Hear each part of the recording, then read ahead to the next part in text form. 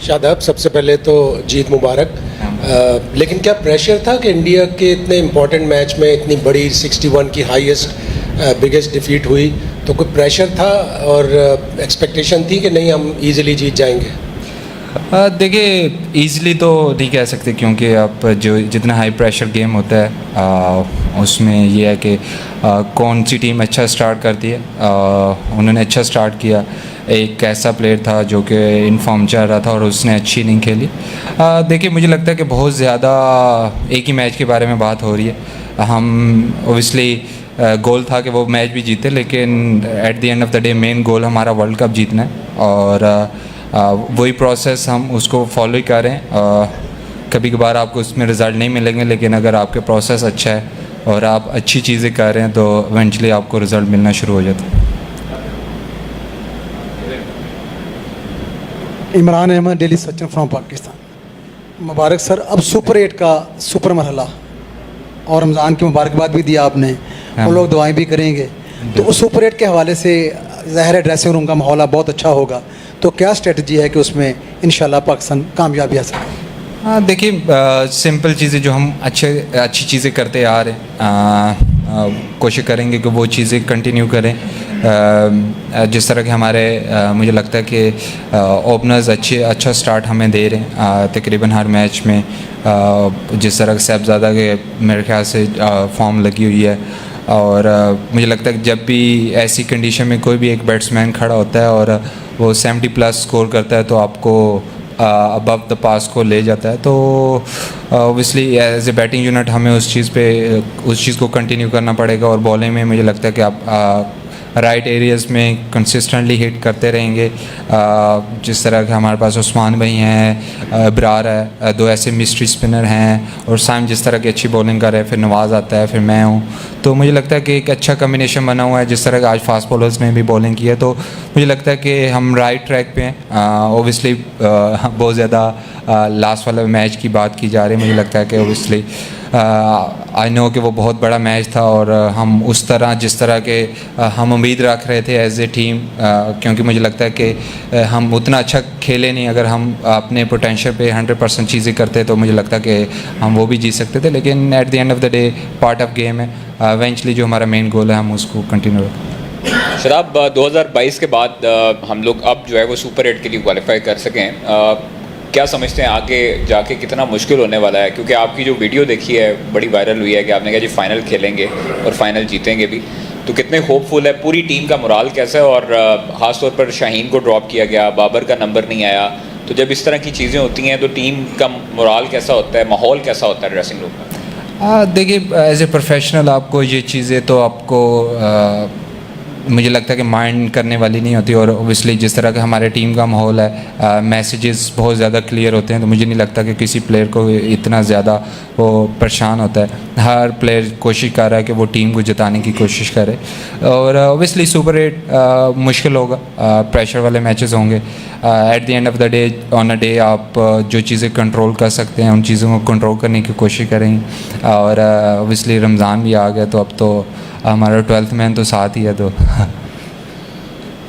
Shadab, super 8 में बाकी जो 7 टीमें अपने तकरीबन सेटल्ड कॉम्बिनेशन के साथ चल रही हैं, क्या आप समझते हैं कि पाकिस्तान ड्यूरिंग द इवेंट इतने ज़्यादा बैटिंग और बॉलिंग में जो अनसेटलनेस है और जो एक्सपेरिमेंट्स होते हैं इससे थोड़ा सा एडिड प्रेशर भी होता है? आपको ऐसा लग रहा है कि पाकिस्तान टीम ज़्यादा एक्सपेरिमेंट कर रही है? मुझे नहीं लगता कि हम इतने ज़्यादा एक्सपेरिमेंट कर रहे हैं। मुझे लगता है कि हमारे मैसेजेस काफ़ी क्लियर हैं। मुझे लगता है कि आप बाबर के हवाले से बात कर रहे होंगे कि यार उसका नंबर, मुझे लगता है कि उसका भी एंट्री पॉइंट जो है उसको क्लियर मैसेज मिला हुआ कि जब उसका एंट्री पॉइंट होगा एज ए बैट्समैन, तो ओबियसली मुझे लगता है कि हमारे जितने भी प्लेयर्स हैं उनके लिए मैसेजेस क्लियर हैं। कंडीशन के लिहाज से टीम चेंज होती रहती है, और मुझे लगता है कि वही चीज़ें हो रही हैं। शादाब, आप माइक हेसन के साथ इस्लामाबाद यूनाइटेड में भी कर चुके हैं, अंडर खेल चुके हैं, और अब पाकिस्तान टीम में खेल रहे हैं। आपको डिफरेंस लगी है उनकी कोचिंग इस्लामाबाद यूनाइटेड और पाकिस्तान टीम? बेहतर हुई है या कुछ चेंज उनमें आया है? और दूसरा ये कि ऑलराउंडर्स के लिए कोई ख़ास लगाव माइक हेसन लगता है, क्योंकि प्लेइंग लेवल में बहुत ज़्यादा ऑलराउंडर्स पाकिस्तान के नज़र आते हैं, तो ऑलराउंडर्स के हवाले से बताएं, माइक हेसन को ज़्यादा उन्हें पसंद करते हैं?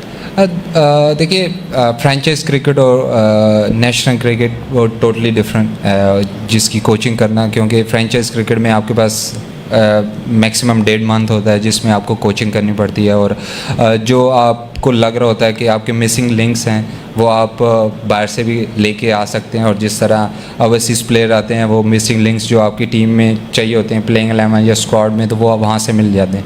जब आप नेशनल टीम की कोचिंग कर रहे होते हो तो आपके पास रिसोर्सेज जो होते हैं आपको उससे चीज़ें बनाना पड़ती हैं, और ओबियसली ऑलराउंडर मुझे लगता है कि T20 क्रिकेट में आजकल का जिस तरह भी है कि आपको ज़्यादा ऑलराउंडर उनकी ज़्यादा वैल्यू है, और ओबियसली उसका लगाव भी काफ़ी ज़्यादा है ऑलराउंड में, तो काफ़ी अच्छा है। और मुझे लगता है कि काफ़ी प्लेयर्स अब जिस तरह साइम है नंबर 1 ऑलराउंडर है, नवाज़ बहुत अच्छा कर रहा है जिस तरह लास्ट 1.5 ईयर से मैं हूँ आ गया, तो आपके पास एक लग्जरी होती है कि जब आपको ऑन अ डे किसी का भी बैड डे हो सकता है लेकिन आपके पास ऑप्शन होने चाहिए कि जो उसको कवर कर सके।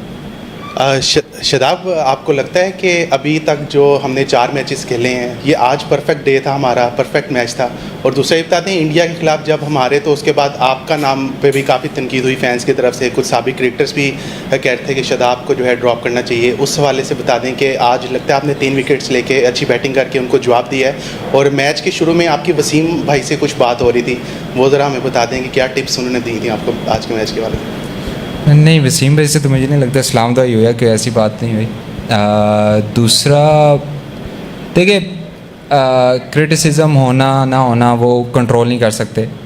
हर बंदे के एक इंडिविजुअल ओपिनियन है, वो किसी के बारे में कुछ भी ओपिनियन कर सकते हैं। मुझे लगता है कि जब से मैं वापस आया हूँ मेरा एक ओवर ऐसा हुआ है कि जिसकी वजह से इतना ज़्यादा क्रिटिसिज्म हो रहा है, तो उनको मैं जस्टिफाई करने की कोशिश नहीं करता। जो चीज़ें मैं कंट्रोल कर सकता हूँ, बैड डे बैड ओवर हो सकता है, T20 क्रिकेट है, आपको रन्स भी हो सकते हैं, आप T20 क्रिकेट है आप आउट भी कर सकते हो, तो इतना ज़्यादा मैं ज़्यादा इन चीज़ों को सोचता नहीं हूँ। हमारे एक्स क्रिकेटर्स हैं, उनके अपने ओपिनियन हैं, ओबियसली उन्होंने बहुत अच्छी चीज़ें की हुई हैं पाकिस्तान के लिए, लेकिन at the end of the day world cup में भी उनसे भी ऐसी चीज़ें नहीं हुई थी जो कि हम तभी इस स्टेज पर पहुँचे। तो मुझे लगता है कि वर्ल्ड कप में एक हम ऐसे टीम थे जिसने 2021 में इंडिया को हराया हुआ है, तो ये नहीं है कि सिर्फ ये हमारे है, ये तो मुझे लगता है जब से क्रिकेट हिस्ट्री चल रही है तो वर्ल्ड कप में तो हमने इंडिया को हराया ही नहीं।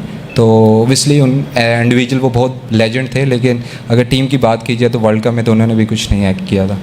Sadab, Pratyush Times of India. You have spoken at length on all-rounders पे being a flexibility or a floater also. Basically, you have batted around in the middle order. तो ये मतलब ये going forward, this is what going to be the role of Shadab Khan, basically to bat whenever the team needs, especially when in those 4 overs जब आप batting करने के लिए आते हो at तो जो स्लॉग ओवर का होता है, what is the mentality? Obviously it's about acceleration but it is very difficult for someone to go and hit the ball from the first ball. देखिए, इस पे ऑब्वियसली आपको फेलियर को बैक करना पड़ता है, क्योंकि जब आप ऐसे स्टेज पर जाते हैं एज ए बैट्समैन तो ऐसा नहीं हो सकता कि आपके हर रोज़ जो आप चाह रहे वो चीज़ें हों। आपके फेलियर भी आएंगे, आपको फेलियर को एक्सेप्ट करना पड़ेगा।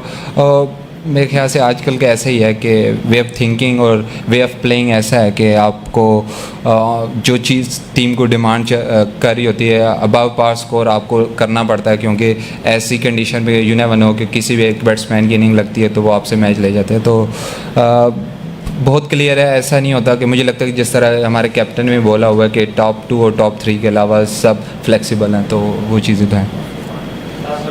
शादाब, एक तो हमने उससे उस्मान खान, सवाल ये है कि न्यूजीलैंड से हमारा पहला मैच है, उसके बाद अगले दोनों मैचेस बारिश की नज़र होने का खदशा है, तो कितनी तैयारी होगी आपकी न्यूजीलैंड से? और दूसरा ये बताएं कि बाबर आजम की आज पोजीशन चेंज हुई, क्या उनको कॉन्फिडेंस में लिया गया था? क्योंकि पहले तो ये भी बात हो रही थी कि वो शायद प्लेइंग 11 का हिस्सा ना हो, तो अब तो उनकी बारी भी नहीं आई, तो मौका था कि टीम मैनेजमेंट उनको खिला सकती थी, जल्दी भेज सकती थी। जो खेल रहे थे उनको वापस बुला के तो जल्दी भेज सकते थे, लेकिन देखिए मुझे लगता है कि जिस तरह मैंने पहले भी बात की है कि क्लियर मैसेजेस हैं और हर बंदे को एंट्री पॉइंट पता है कि कब उसकी बारी आनी है और इस किस सिचुएशन में जब इसकी बारी आएगी तो वो उसको बैटिंग मिलेगी या नहीं मिलेगी। तो मुझे लगता है कि मैसेजेस बहुत क्लियर हैं कि एंट्री पॉइंट है। और दूसरा देखिए, मुझे लगता है कि बारिश की हमने बहुत ज़्यादा बात कर ली है, हमें हर रोज़ ऐसे ही लगता है कि बारिश होने वाली है, लेकिन जब मैच में आते हैं तो कुछ नहीं होता। तो वो जो चीज़ें हम कंट्रोल नहीं कर सकते वो नहीं करेंगे। यू नेवर नो कि न्यूजीलैंड वाले मैच में बारिश हो और बाकी 2 मैचेस में ना हो, तो वो चीज़ें तो हम कंट्रोल नहीं कर सकते। If you like my video, then subscribe my channel and share with your friends.